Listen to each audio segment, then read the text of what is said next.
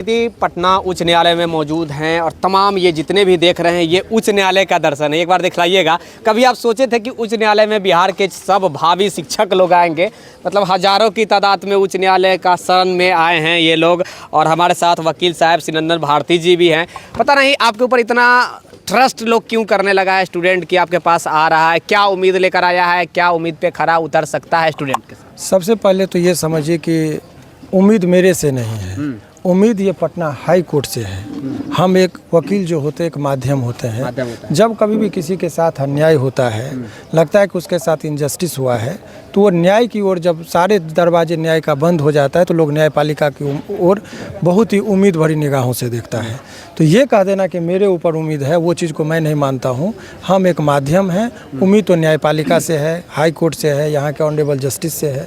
एक तो बात ये हो गई।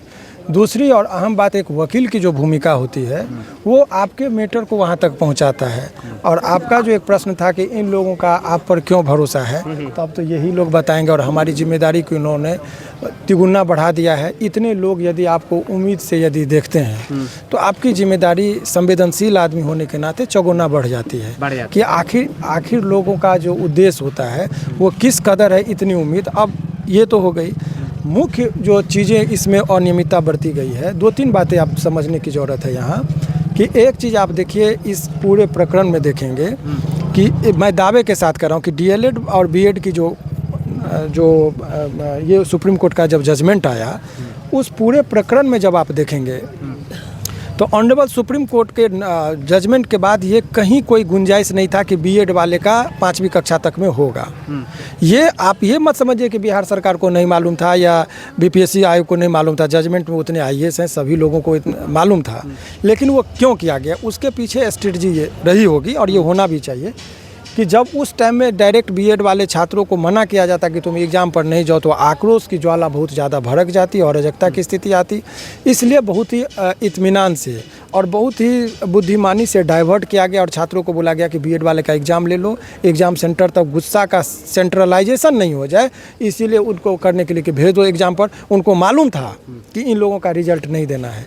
तो बीएड वाले के साथ इनजस्टिस ये हुआ कि एक तो उसका रिजल्ट नहीं हुआ, तिगुना आप पैसा उसको खर्च कराए सेंटर तक जाने में 2000-3000 का। एक तो चीज़ें हो गया।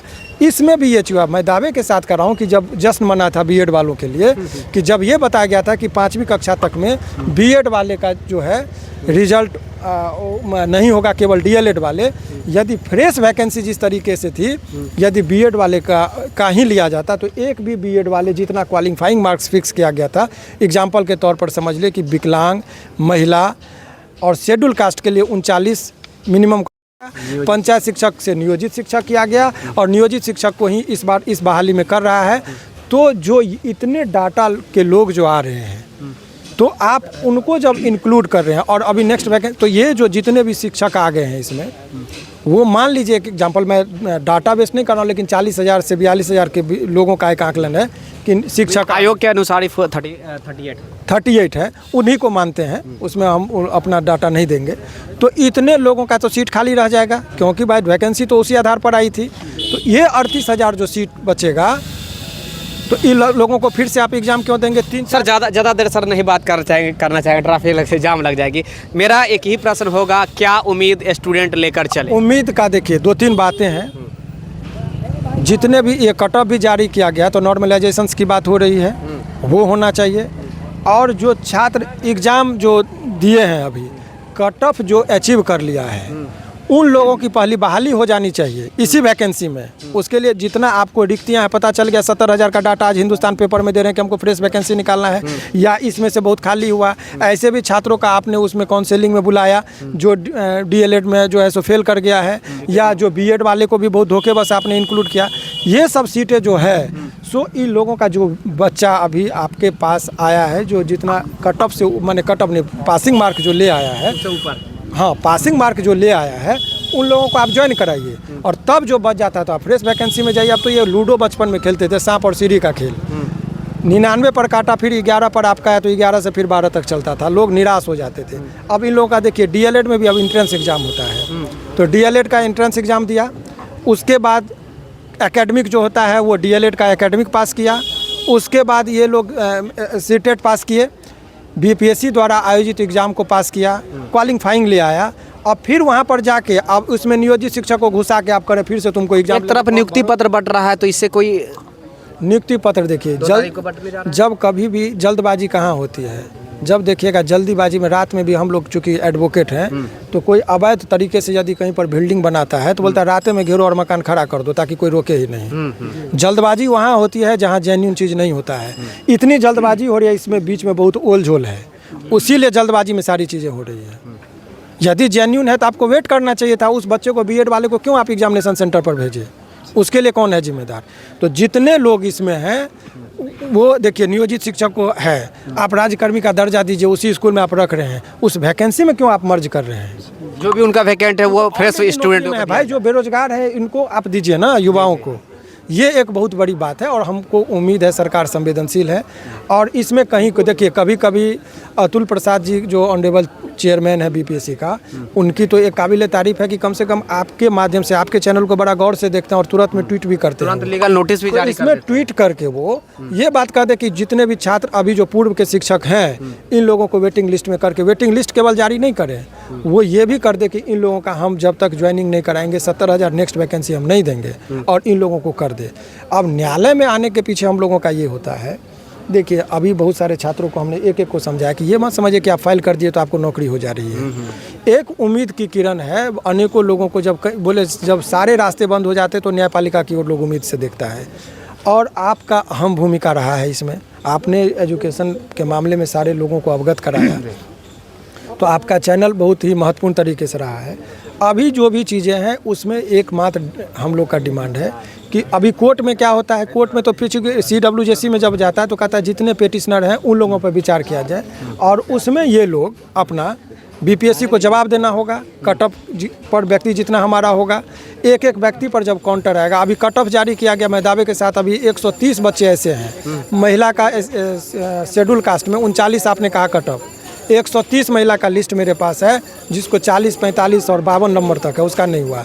जनरल का कट ऑफ आपने जारी किया 67 बताया, और उसमें जो है जब आप देखेंगे तो 72 नंबर वाले, मैं डाटा के साथ बात कर रहा हूँ, 72 नंबर वाले का नहीं हुआ। उसके पीछे कौन 23 नंबर वाले का हो गया। तो ये कट ऑफ क्या है? कट ऑफ तो वो है कि उससे न्यूनतम अंक वाले का नहीं होना चाहिए और उससे ऊपर वाले अंक का सभी का हो जाना चाहिए, यही कट ऑफ होता है। लेकिन अभी क्यों? और कट ऑफ जब कभी भी जारी की जाती है तो एग्ज़ाम लिया, रिजल्ट दिया, साथ में कट ऑफ देता है ताकि कोई कन्फ्यूजन नहीं। तो आप क्या कर रहे हैं? काउंसलिंग करा ले रहे हैं। जब बीपीएससी के सामने बच्चे जाते हैं तो लाठी डंडा मार के भगा देते हैं, और बाद में आप जब देखते हैं कि आक्रोश कम करने के लिए बिना कोई तर्क के कट ऑफ जारी कर देते हैं, और उसमें भी लिख देते हैं कि इससे भी ऊपर नीचे हो सकता है नोट्स बनाकर। क्यों?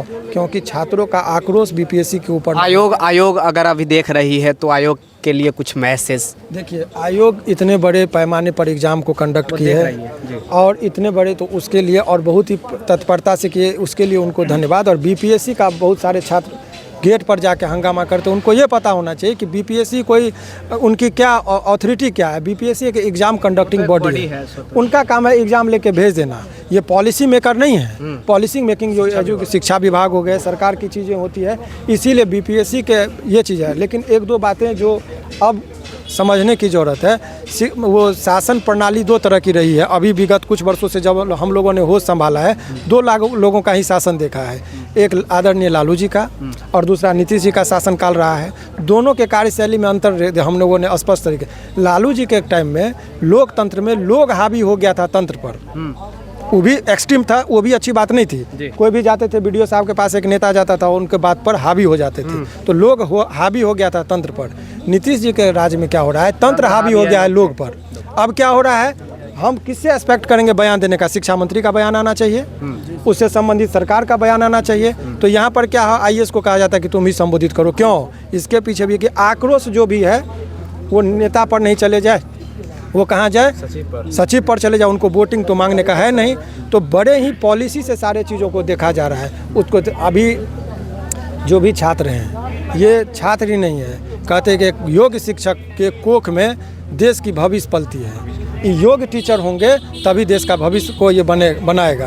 तो चाणक्य ने भी यही कहा था कि यदि हमारे कलम में ताकत होगा तो मैं एक सुयोग्य राजा ढूंढ लूँगा, ये उन्हीं का था।